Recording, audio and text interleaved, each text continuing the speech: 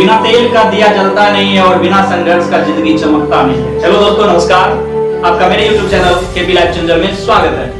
आज मैं आपके सामने एक ऐसी कहानी पेश करने जा रहा हूं जिसे सुनने के बाद आपके जीवन में कुछ ना कुछ नया बदलाव तो जरूर होगा। ये मेरी गारंटी के साथ मैं ये बोल रहा हूं। कृपया मेरे वीडियो के लास्ट तक जरूर बने रहे। अब मैं वो कहानी बताने जा रहा हूं जिस कहानी को सुनने के बाद आपके जीवन में बहुत ज्यादा बदलाव होगा और आपके जीवन में बहुत सारे ऐसे मौके आते हैं जिसको आप छोड़ देते हैं। मैं उसी मौके की बात कर रहा हूं। जिस मौके को आप छोड़ते हैं वही मौका आपको बहुत बड़ा बना सकता है। इसी मुद्दे पे एक कहानी आपके सामने पेश करता हूं। दो दोस्त था, एक का नाम है राम और एक का नाम है श्याम।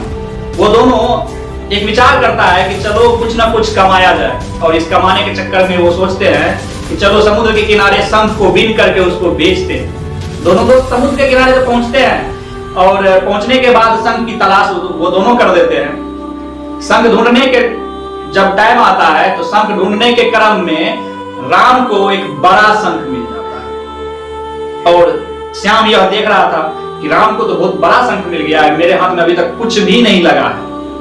और श्याम को यह लगने लगता है कि आज राम मुझसे ज्यादा रुपया कमा लेगा क्योंकि राम के हाथ में एक बड़ा शंख लग गया है। और यह बात वह सोचते सोचते आगे बढ़ता है और आगे जैसे ही बढ़ता है श्याम उसको एक छोटा सा शंख मिलता है। उस छोटे शंख को उठा करके पीछे फेंक देता है।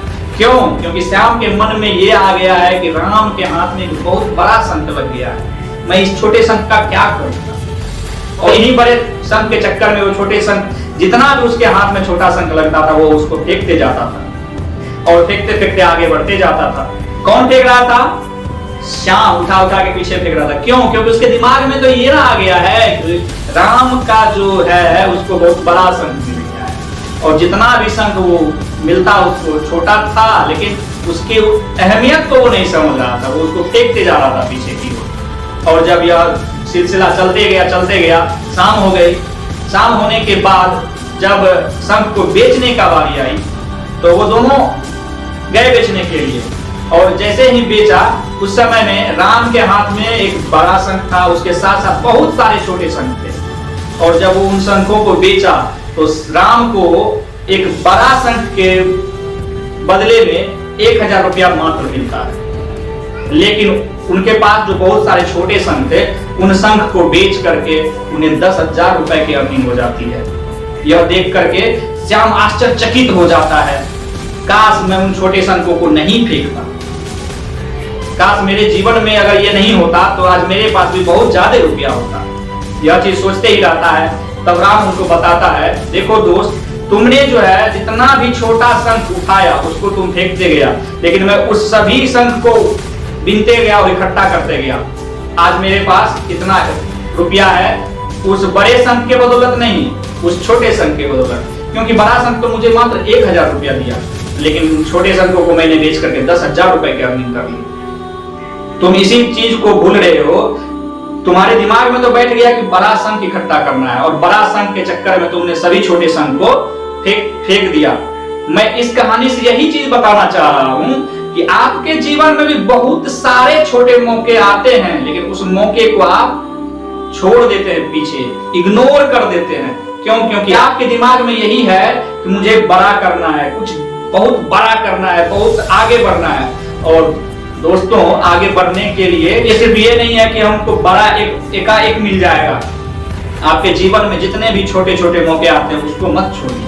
उन छोटे मौकों को आप छोड़ देते हैं और इसको छोड़ने से आप बड़ा नहीं बन जाइएगा। आपका सिर्फ समय बर्बाद हो रहा है क्योंकि आपके दिमाग में ये है कि मुझे बड़ा करना है, और बड़ा करने के चक्कर में आपके जीवन में जितने भी छोटे मौके आते हैं उसको आप छोड़ देते हैं। तो मेरा आपसे यही रिक्वेस्ट है कि बड़ा करने के लिए छोटे मौके को मत छोड़िए, छोटे मौके पर भी ध्यान दीजिए। और आपको ये लगता होगा कि ये क्या बता रहे हैं, सिर्फ छोटा करके क्या होगा। मैं ये नहीं कहता हूं कि आप सिर्फ छोटा करिए, मैं ये कह रहा हूं कि सोचिए बड़ा, लेकिन अगर मौका आपको छोटा आ रहा है तो उस छोटे कामों को भी आप कीजिए। उन छोटे काम को कर करके आप आगे बढ़ सकते हैं। जिस तरह बूंद बूंद से घड़ा भर जाता है उसी तरह आपके जीवन में भी बदलाव आएगा।